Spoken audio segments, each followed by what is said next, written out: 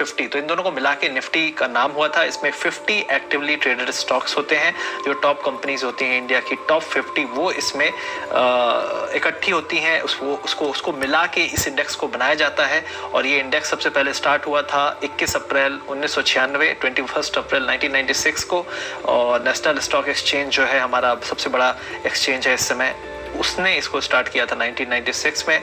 और जो निफ्टी है उसका एब्रीवेशन जो है वो नेशनल स्टॉक एक्सचेंज 50 भी कहा जाता है। तो बेसिकली ये लीडिंग एक्सचेंज है इंडिया का। अब लोग पूछेंगे कि भाई ये निफ्टी 50 में कंपनीज कैसे आती हैं, कौन सी कंपनीज हैं, क्या ये भरोसेमंद कंपनीज है, क्या अच्छी हैं, क्या ये मीडियम कंपनीज है, क्या इसमें कोई जुगाड़ लगता है जिससे ये कंपनीज निफ्टी 50 का पार्ट बनती हैं। तो इसका एक क्राइटेरिया है, इसमें कोई जुगाड़ नहीं लगता। ये वही कंपनीज है जो इंडिया की सबसे स्ट्रॉन्ग 50 कंपनीज हैं। और इसका एक कैलकुलेशन होता है जो इसकी लिक्विडिटी पे होता है। और सबसे बड़ी चीज़ है जो इसका कैलकुलेशन है वो है 6 मंथ का जो फ्लोट एडजस्टमेंट और फ्लोट एडजस्टेड मार्केट कैपिटलाइजेशन जो होता है कंपनीज का, वो जो है ट्वाइस मार्केट कैपिटलाइजेशन होना चाहिए स्मॉलेस्ट इंडेक्स के कॉन्स्टिट्यूएंट का। मतलब उस इंडेक्स में जो सबसे छोटा कॉन्स्टिट्यूएंट है उससे डबल होना चाहिए इसका फ्लोटिंग एडजस्टेड मार्केट कैपिटलाइजेशन। और ये एक बेसिक रिक्वायरमेंट है अगर आपको निफ्टी 50 में आना है। और उसके लिए जो कंपनी है डोमिसाइल्ड होनी चाहिए, इंडियन कंपनी होनी चाहिए। इसका पूरा स्टार्टिंग और इसका जो भी ब्रांच, हेड ऑफिस, सीईओ, पूरा एस्टैब्लिशमेंट होना चाहिए इंडिया में। और ये एनएससी में ट्रेडेड होनी चाहिए सबसे पहली चीज़।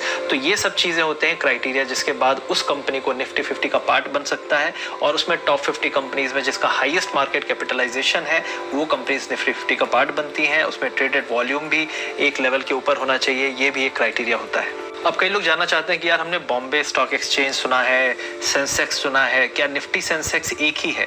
बहुत सारे लोगों में ये भी डाउट होता है ये सेंसेक्स क्या है, ये निफ्टी क्या है। देखिए सेंसेक्स है आपका जो बीएससी बॉम्बे स्टॉक एक्सचेंज है उसका इंडेक्स है। उसी तरह निफ्टी जो है आपका नेशनल स्टॉक एक्सचेंज का इंडेक्स है। सेंसेक्स में 30 कंपनीज होती हैं, निफ्टी में 50 कंपनीज होती हैं। और ऐसा कोई डिफरेंस नहीं है, एक ही कंपनी बीएससी में भी लिस्टेड होती है, एनएससी में भी लिस्टेड होती है। एक ही कंपनी सेंसेक्स का भी पार्ट हो सकती है, निफ्टी का भी पार्ट हो सकती है। और जो निफ्टी है वो नेशनल स्टॉक एक्सचेंज की वैल्यू को रिप्रेजेंट करता है कि उस एक्सचेंज पे किस वैल्यू पे वो स्टॉक ट्रेड हो रहा है। और जो बीएससी होता है वो बॉम्बे स्टॉक एक्सचेंज में क्या वैल्यूएशन पे वो स्टॉक ट्रेड हो रहा है उसको रिप्रेजेंट करता है। तो इस तरीके से हम पता लगाते हैं कि ये स्टॉक बीएससी में है या एनएससी में है। कभी भी आप किसी स्टॉक को जाएंगे, गूगल में ब्राउज करेंगे तो उसमें 2 कोट्स आएंगे, बीएससी और एनएससी। तो जो एनएससी में कोट है वो आपको दिखाएगा कि हाँ ये नेशनल स्टॉक एक्सचेंज में है। और अगर वो टॉप 50 कंपनी है तो वो निफ्टी को, अगर कहीं भी आप निफ्टी सर्च करेंगे तो निफ्टी के जो स्टॉक्स दिखाएंगे उसमें आपको उस कंपनी का आप देख सकते हैं नाम होगा डेफिनेटली। इसी तरह सेंसेक्स जब आप सर्च करेंगे तो सेंसेक्स में जो टॉप 30 कंपनीज होती हैं उनका नाम आएगा जो करंटली उस लिस्ट में शामिल है जो इस इंडेक्स को कंस्टिट्यूट करती हैं। तो जिस तरीके से अगर आप कहेंगे कि करंटली निफ्टी का क्या लेवल है तो करंटली निफ्टी करीब 10,600 तरीके से सेंसेक्स आपका जो है 36,000 के आसपास है। तो ये लेवल्स हैं, ठीक है। तो ये लेवल्स आपके डिसाइड होते हैं, उनके स्टॉक्स हैं। उसमें पहला है रिलायंस इंडस्ट्रीज, तो जिसका परसेंटेज शेयर है 12.45। इसका वेटेज है अपना करंट निफ्टी में। एचडीएफसी बैंक, ये भी काफ़ी बड़ी कंपनी है, 10.6 इसका वेटेज है परसेंटेज। एचडीएफसी जो हाउसिंग फाइनेंस कंपनी है इसका 6.99 है। इन्फोसिस ये आईटी कंपनी है, इसका 6.21 है। आईसीआईसीआई बैंक, ये बैंक है, इंडिया का टॉप बैंक है एचडीएफसी बैंक के बाद, तो इसका है 5.25। टीसीएस एक और IT company 5.04। Kotak Mahindra bank हमारा थर्ड लार्जेस्ट बैंक है 4.59। हिंदुस्तान यूनिलीवर ये एफएमसीजी कंपनी है 4.49। और आईटीसी जो आपकी सिगरेट और आपकी होटल में कंपनी इसका बिजनेस है तो वो आपकी हो गई 3.92। और भारतीय एयरटेल जो टेलीकॉम कंपनी है ये 3.1। बेसिकली आप कहेंगे कि निफ्टी बैंक जिस तरीके से निफ्टी था उसी तरह निफ्टी बैंक है। और ये एक इंडेक्स है जिसमें जो सबसे ज्यादा लिक्विड और लार्ज कैपिटलाइज्ड इंडियन बैंक्स हैं वो इसके पार्ट होते हैं। तो इसमें इंडिया के टॉप 12 बैंक्स होते हैं। और ये इंडेक्स जो है पहली बार लॉन्च हुआ था 2003 में। तो उसके बाद से इसमें ट्रेडिंग और इन्वेस्टमेंट और इसको एक नाम मिला बैंक निफ्टी या निफ्टी बैंक, इसको दोनों नाम आप कहीं भी पा सकते हैं। और इसमें कैसे कंपनी आती है तो इसमें भी वही है, फ्री फ्लोट मार्केट कैप है जो टॉप 12 कंपनीज का, उसके हिसाब से इनका सिलेक्शन होता है। और जो इसकी जो भी इसके पार्टिसिपेटिंग बैंक्स होते हैं उसमें FNO future and option trading भी होती है। इसमें फ्यूचर एंड ऑप्शन जो है काफ़ी एक्टिव है। इसमें वीकली ट्रेडिंग भी होती है, वीकली ऑप्शन में एक्सपायरी होती है, मंथली में एक्सपायरी होती है। तो काफ़ी बड़ा एक इंस्ट्रूमेंट है इस समय निफ्टी बैंक। और काफ़ी लोगों को क्रेज़ है इसका, आपने सुना भी होगा कि निफ्टी बैंक में मैं ऑप्शन बाइंग करता हूँ या सेलिंग करता हूँ, इस टाइप की चीज़ें।